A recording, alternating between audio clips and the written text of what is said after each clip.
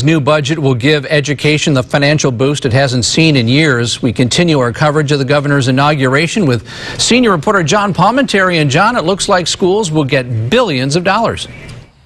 You know, you might recall a few years back, it was cities, counties, and schools that were the ones that were basically giving up the money that was allocated by the state, and that really upset the cities, counties, and schools. But today, the governor, with his swearing in his next term of office, had a very optimistic forecast for the future and a promise that he would return all of that. We must dedicate ourselves to making what we've done work. Governor Jerry Brown, with aggressive marching orders to California leaders, has launched his fourth term, something no other governor has ever done in the Golden State. He's a historic figure, no matter how you cut it. And, you know, California, Sacramento is the 11th largest government in the world, and he's heading it up.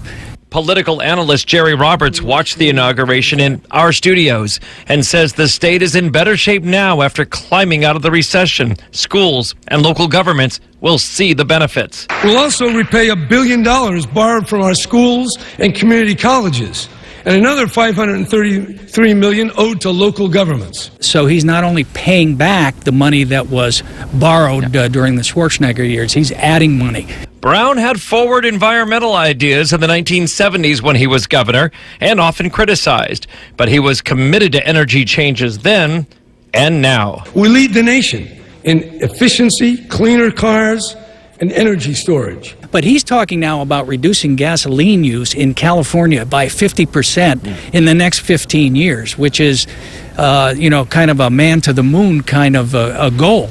We are at a crossroads with big and important new programs now launched and the budget carefully balanced. The challenge is to build for the future, not steal from it. And you might recall that the governor's big plan for high-speed rail is still in the very early stages. It requires, of course, a lot of funding and many years down the road. He didn't talk much about that today. Maybe he's holding that back for his appearance in Fresno tomorrow in the Central Valley, where, of course, that train would go if it becomes a reality. In Santa Barbara, John Palmentary, News Channel 3.